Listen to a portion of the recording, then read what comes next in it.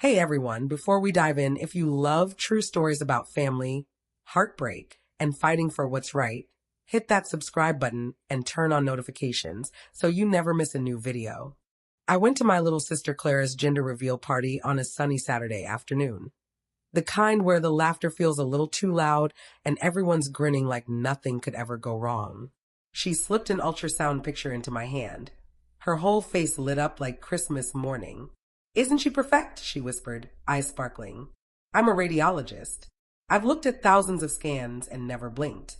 But the second my eyes landed on that photo, ice shot through my veins. The outline was off. The texture was off. Everything about it screamed wrong. I locked my expression in place so I wouldn't wreck her happiness right there in front of the whole neighborhood. But deep inside, panic had already dug its claws in. Clara has always been the gentle one. When we were kids, she bawled at every sad cartoon and stuck glow-in-the-dark stars all over her ceiling. I was the big sister with steady hands, the one who patched scraped knees, rebuilt bike chains, and glued broken hearts back together. Even now, pushing 40, people still call me when things fall apart. But that day, surrounded by pink and blue balloons in her backyard, I couldn't fix anything without blowing her whole world to pieces. Neighbors crowded around the dessert table, clinking plastic cups of sparkling cider. Mom and Dad hovered near Clara, touching her arm like she might float away. Her husband Noah flipped burgers on the grill, stealing proud glances at his glowing wife every few seconds. It all looked picture perfect. Too perfect. "Ava, come take a picture with us." Mom yelled, waving her phone. I gave a little wave but stayed rooted to the spot, staring at the ultrasound still clenched in my fist. I risked one more look, praying I'd misread it the first time. I hadn't. That old familiar ache pressed against my ribs, the same weight I feel right before I have to tell a patient the worst news of their life. Clara bumped my shoulder. "You're awfully quiet." Overwhelmed by all the adorable. She laughed and swept her arm toward the decorations, cupcakes topped with tiny question marks, a huge balloon arch, itty-bitty pink and blue booties dangling from a clothesline. Just soaking it all in, I managed. My voice sounded normal, but my skin was buzzing.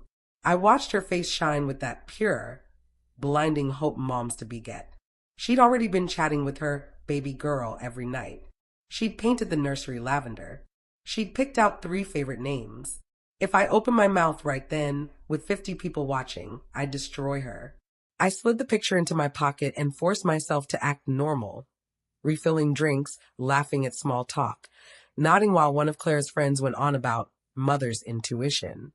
All I could hear was my own instinct roaring over the music. Every time Clara floated past, hand cradling her belly, head tilted like she was listening to secrets only she could hear, the ground tilted under my feet. Something was horribly, impossibly wrong. I tried to breathe steady, but 20 years of training couldn't quiet the alarm blaring inside me. The longer I watched her glide through the crowd, soaking up compliments, laughing, glowing, the more it felt like I was watching someone walk straight off a cliff in slow motion. The playlist thumped. Someone handed out cupcakes. Dad held up his phone to film the big moment. All I could see was that image burn behind my eyes. Wrong shape, wrong density, a solid mass where there should have been fluid and delicate bones. My fingers went numb. I needed a second opinion. I needed quiet. I needed Noah. He was wiping his hands on a dish towel by the grill. When our eyes locked, he flashed me that big, dopey, hopeful smile that twisted my gut. He thought they were minutes away from finding out if they were having a son or daughter. He thought confetti and joy were about to rain down. I crossed the yard like I was on a mission, weaving between guests until I reached him. "Noah," I said low, "we need to talk. Right now." His smile dropped. "Did Clara eat something bad? Is she okay?" "Not here." I tipped my head toward the house. "Laundry room. Now." Confusion flashed across his face, but my tone must have cut through the party noise because he followed without another word. We slipped inside and shut the door. The bass from the speakers turned into a muffled heartbeat. "What is it?" he asked. "Ava, you're freaking me out." I pulled in a slow breath, picking each word like a scalpel. "That ultrasound picture Clara just showed everyone, it's not what you think it is." He frowned. "What do you mean?" It's the baby. She's been. It's not a baby, I whispered. Noah, that wasn't a baby in there. For one heartbeat, his face went completely blank. Then every drop of color drained out of it. No, he breathed. No, that's not she's felt kicks. I know what she thinks she felt. I've read thousands of scans, Noah. This isn't a pregnancy. It's a mess. And it's bad. He grabbed the edge of the washer to keep from falling over. You're sure? Ava, please tell me you're wrong. I wish I was. Outside, the countdown started. 10-9. The party roared toward a celebration built on quicksand. Inside the laundry room, Noah stared at me with pure terror. What do we do? The balloon popped. Cheers exploded. Pink confetti flew. His world was already splintering. Mine had shattered hours earlier. Noah's breathing went ragged as the happy screams rolled in waves. Pink confetti floated past the little window like soft, cruel snow. I could practically see Clara out there, tears of joy running down her cheeks, hugging Mom and Dad, thinking every dream she'd ever had was coming true. The image burned my throat. We can't tell her here, I said quietly. Not like this. Not in front of everyone. Noah raked both hands through his hair. She's been planning this for months. The nursery, the tiny clothes, everything. How do I even start to tell her? You don't. Not yet. First we get her to the hospital tonight. He looked at me like I was speaking gibberish. Ava, she's not gonna leave. Not after the reveal. She's gonna want to celebrate. I know. My voice cracked. But whatever's growing inside her can't wait another day. A knock made us both jump. Mom's cheerful voice came through the door.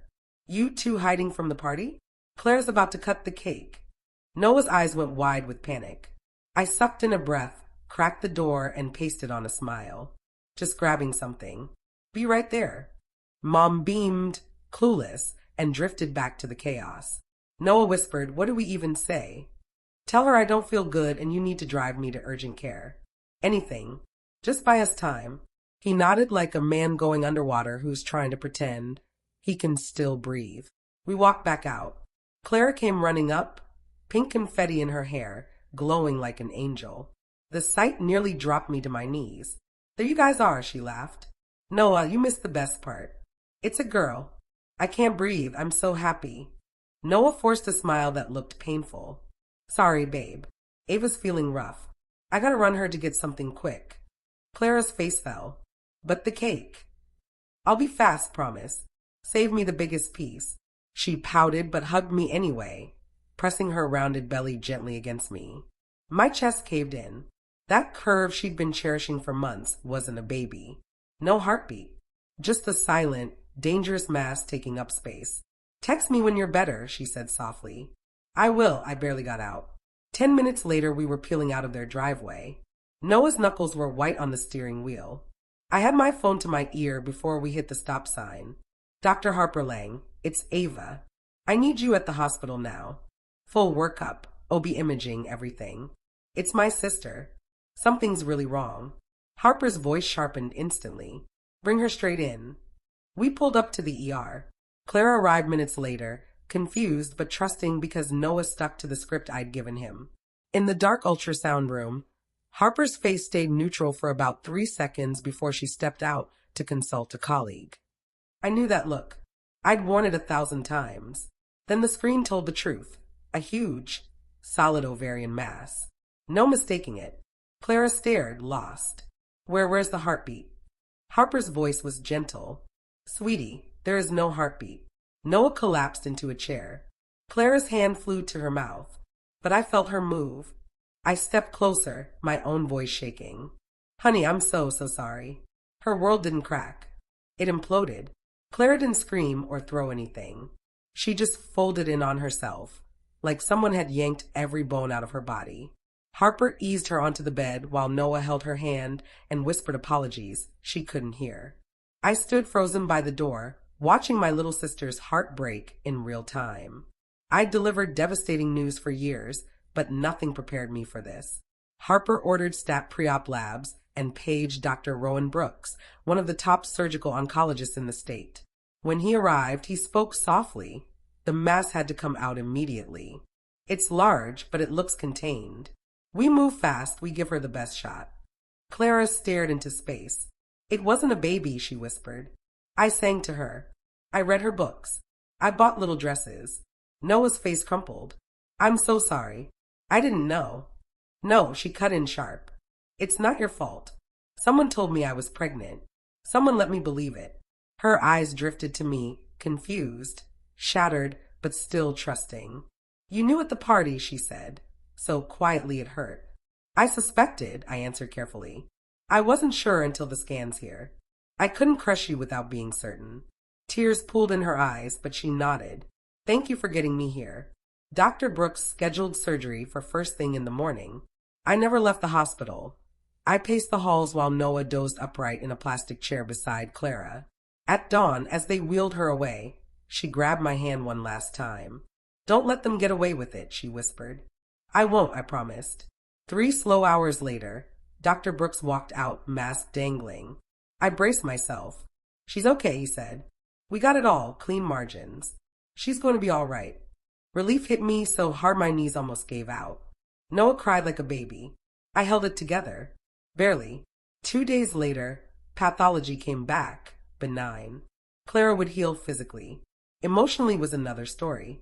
The first week she barely spoke. We brought in Dr. Elise Warren, a therapist who specializes in reproductive trauma. Some sessions Clara listened. Some days she just stared at the wall. She'd lost a child she'd loved with every cell in her body. A child who never existed. One night while Noah slept on the couch, Clara whispered, How many other women did they lie to? How many thought they were carrying a real baby? That question lodged in my chest like a bullet. I couldn't fix what happened to her, but I could stop the people who did it. I started with the place Clara had gone for her fun ultrasound. Nest and Bloom Imaging, a cute little boutique studio squish between a froyo shop and a nail salon. Their website bragged about early gender reveals and 3D keepsake previews. Zero mention of licensed techs. Zero disclaimers that they weren't medical. Just glittery packages and 5-star reviews. I dug deeper. Hidden under all the gushing reviews were a handful of scared, angry ones. A mom told she was having twins. Later found out one was just an empty sack. A dad promised a perfect baby. Then learned about severe defects at the real OB. A woman swore she heard a heartbeat, then miscarried weeks later. I reached out. One by one, families answered. Jenna cried on the phone, telling me Nest and Bloom swore her baby was fine. 2 days later, her OB found major heart defects. Lauren was told 100% boy, delivered a little girl with a serious chromosomal condition they never flagged. Michael's wife lost her pregnancy after the studio missed clear warning signs. Amber almost bled to death from an ectopic they called perfectly healthy. Every story was the same song, fake reassurance from untrained people playing doctor. I collected everything, screenshots, medical records, bills, sworn statements. Then I called Daniel Reed at the state medical board. He listened without interrupting. We've had our eye on places like this, he said. Give me more documented cases and we can move. I didn't sleep for days. I tracked down more families, gathered records, built an airtight paper trail of negligence and heartbreak. Next, I called Talia Grant, an investigative reporter famous for exposing healthcare scams. I sent her the mountain of evidence. She replied in 10 minutes, send everything. This needs to see daylight. Before the story aired, Daniel coordinated a raid. I went with them. Candace Doyle, the owner, stood behind her pink reception desk surrounded by teddy bears and fake sonogram frames. Her smile died the second she saw the badges. Candace Doyle, Daniel said, this facility is operating without required licensing. You are ordered to cease operations immediately. She went stiff. It's just keepsakes. People know it's for fun. No, I said, stepping forward. My sister thought your fun meant she was growing a daughter. She almost died because of it. And she's not the only one.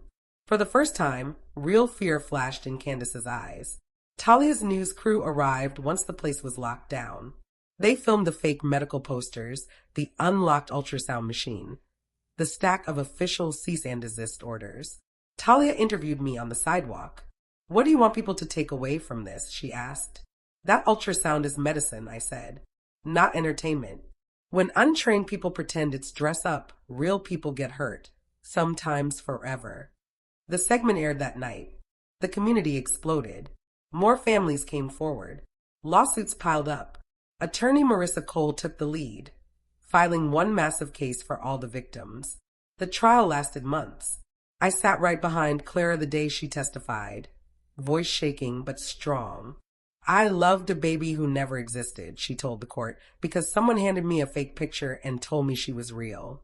That lie almost cost me my life. Candace stared at the table the whole time.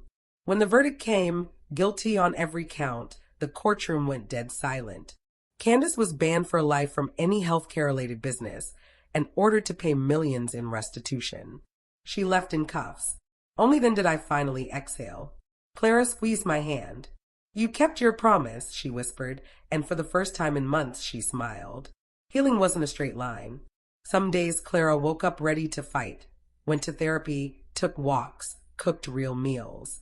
Other days she stayed wrapped in a blanket on the couch while sunlight crawled across the floor. Trauma is quiet like that. Noah changed too.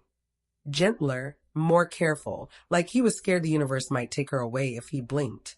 I showed up with groceries, handled paperwork, sat with her through the silences that didn't need filling. Months slid by. One evening Clara called.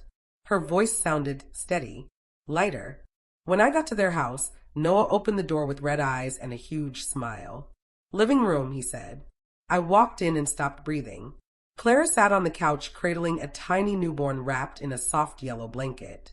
The baby's dark eyes blinked up at the world, like she was still deciding if she trusted it. This, Clara whispered, tears shining, is Sophie. We signed the papers this morning. Every emotion slammed into me at once. Clara's smile wobbled, not from pain this time, but from pure, overwhelming love. I didn't think I could ever feel this again, she said. But the second they put her in my arms, I knew. She was always meant to be ours. I sat down and touched Sophie's tiny hand. Her fingers curled around mine. Warm, real, alive. Clara rested her head on my shoulder. You saved my life, Ava. All of this, Sophias, it's because you told the truth when it would have been easier to stay quiet. The room was quiet except for the hum of the AC and the soft, perfect sound of a brand new baby breathing. And for the first time since that sunny Saturday, peace finally settled over me like a blanket. Holding my sister and her daughter, I realized the truth hadn't destroyed us. It saved us. Lies would have stolen her life and every future moment that mattered. But facing the brutal truth made room for something honest, something real, something beautiful to grow. Families aren't made of perfect parties and pink confetti. They're made of the disasters we survive together and the love that rises out of the ashes. If this story touched you, drop your thoughts in the comments below. And if you want more real stories of justice, healing, and the unbreakable bonds of family, please subscribe and hit the bell so you never miss what's next. Thanks for watching. I'll see you in the next one.